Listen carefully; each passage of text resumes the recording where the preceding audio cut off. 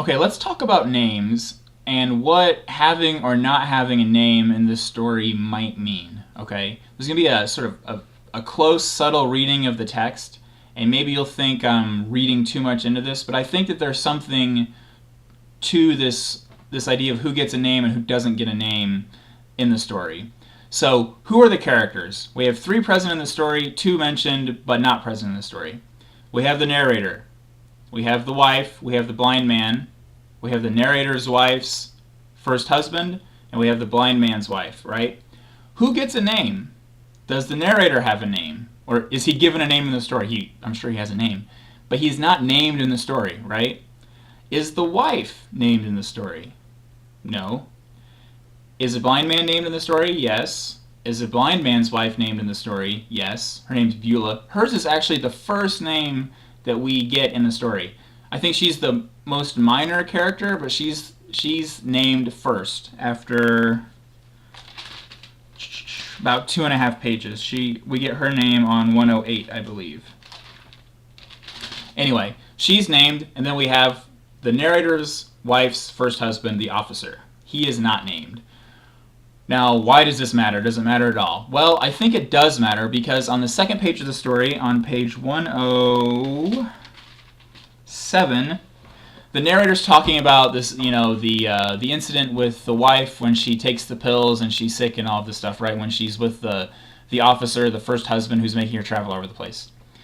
But instead of dying, she got sick. She threw up. Her officer, why should he have a name? He was a childhood sweetheart, and what more does he want? Came home from somewhere, found her, and called the ambulance. So, this idea of who gets a name is important. It seems important to the narrator, right? Like, this officer is such a jerk, it's not even worth mentioning his name, right? Do you sort of see that connection here? Her officer, why should he have a name? It's like, by not naming him, he's able to discard him in a way, okay?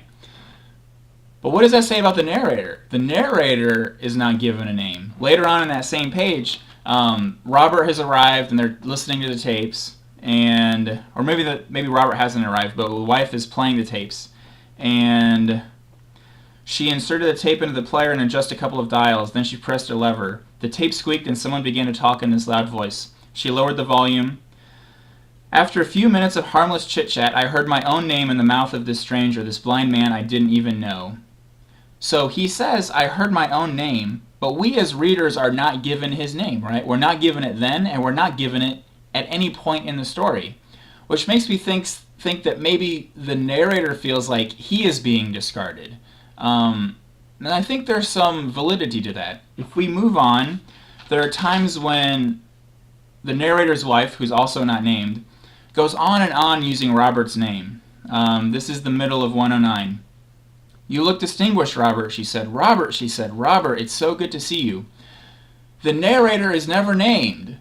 The wife never refers to him by name, but she refers to Robert over and over again. She uses his name 3 times in this one line in the middle of page 109.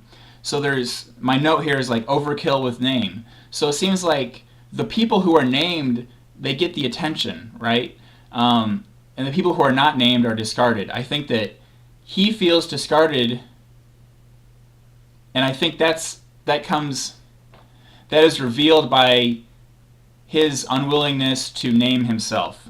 There's another passage in the story. Where are we? This is on 110. So Robert has arrived. They're all sitting together, and the narrator is listening to Robert and the narrator's wife go back and forth, sort of filling in their life stories from the past 10 years, what hasn't been included in the tapes. They talked of things that had happened to them these past 10 years. I waited in vain to hear my name on my wife's sweet lips, but I heard nothing of the sort. So he feels discarded, right? In the beginning of the story, he discards the officer by not including him by name. This guy is not worth a name. But later in the story, the narrator feels discarded by his wife, right? Who replaced the officer? The narrator. Who seems to be replacing the narrator? Robert. Robert is the only male who's given a name, right? All of the attention, or at least all of the wife's attention, seems to go to Robert. And so I just found this whole who is named or who is not named thing very interesting. You can agree or disagree. We can talk about it in discussion if you want. But I do think that there's some validity to it because, this line at the beginning, why should he have a name, that really stood out to me, even before I realized, the narrator is never ever named. So I think that there is there's a symbolic gesture there saying, like, if you don't have a name, you're not as important. And I think we would agree with that, right? People who are important to us remember by name, and the people, acquaintances, sometimes we forget their names.